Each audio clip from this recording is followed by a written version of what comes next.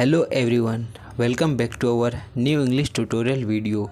In this video we will learn where we can use of head better. तो guys आज हम सीखने वाले हैं कि हम हेड बेटर का कहाँ पर यूज़ करेंगे।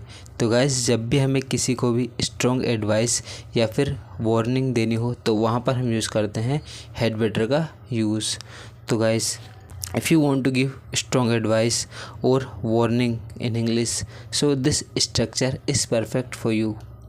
अगर हमें हिंदी के सेंटेंसेस में कभी भी यूज़ करना हो अच्छा होगा कि या फिर बेहतर होगा कि, तो हम वहाँ पर करेंगे हेड बेटर का यूज़। तो गाइस जब भी हम किसी को स्ट्रॉन्ग एडवाइस वार्निंग या फिर स्ट्रिक्ट सजेशन देते हैं तो वहाँ पर हम यूज़ करते हैं हेड बेटर का। With the help of example हम इसे देखते हैं। अगर हमें किसी को भी बोलना पड़ जाता है अच्छा होगा कि तुम पढ़ाई कर लो, अच्छा होगा कि तुम समय पर आ जाओ, अच्छा होगा कि तुम उससे दूर रहो, तो इनके हम हिंदी में तो आसानी से सेंटेंसेस फ्रेम कर पाते हैं, बट अगर हमें इंग्लिश में सेंटेंसेस फ्रेम करना हो तो हमें बहुत डिफ़िकल्टीज़ होती है। तो गाइस आज हम देखेंगे कि इन सभी के इंग्लिश में किस तरह से सेंटेंसेस फ्रेम होंगे। किसी भी सेंटेंस को फ्रेम करने के लिए सबसे इम्पोर्टेंट रहता है उसका स्ट्रक्चर, कि उसका स्ट्रक्चर किस तरह से फॉर्म हुआ है। तो आज हम हेड बेटर का स्ट्रक्चर किस तरह से फॉर्म होगा देखेंगे। तो गाइस सबसे पहले हम करने वाले हैं सब्जेक्ट का यूज़, देन हम करने वाले हैं हेड बेटर का यूज़, जिसके बाद हम करने वाले हैं वर्ब की फर्स्ट फॉर्म का यूज़, जिसके बाद हम करने वाले हैं ऑब्जेक्ट का यूज़। तो गाइस सबसे पहले हमने किया है सब्जेक्ट का यूज़। सब्जेक्ट होते हैं आई, यू, वी, दे, जिसके बाद हम करने वाले हैं हेड बेटर का यूज़, और जिसके बाद हम करने वाले हैं वर्ब की फर्स्ट फॉर्म का use. With the help of example हम इसे समझते हैं।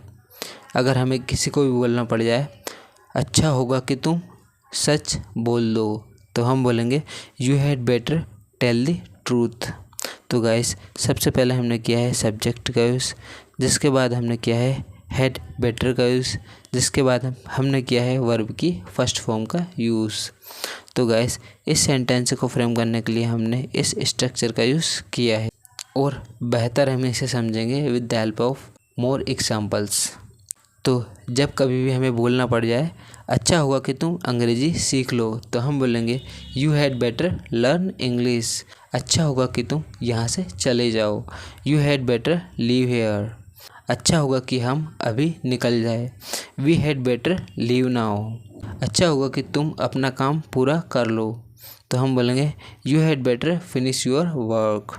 तो गाइस ये रहे हमारे एग्जाम्पल्स जो कि हमने हेड बेटर के स्ट्रक्चर से बनाए हैं। अब देखते हैं गाइस इसके नेगेटिव सेंटेंसेस, कि इसके नेगेटिव सेंटेंसेस किस तरह से फ्रेम होंगे। तो सबसे पहले हम करेंगे सब्जेक्ट का यूज़, जिसके बाद हम करने वाले हैं हेड बेटर नोट का यूज़, जिसके बाद हम करेंगे वर्ब की फर्स्ट फॉर्म का यूज़, जिसके बाद हम करेंगे ऑब्जेक्ट का यूज़। हमने नेगेटिव सेंटेंसेस फ्रेम करने के लिए यूज़ किया है हेड बेटर नोट का यूज़।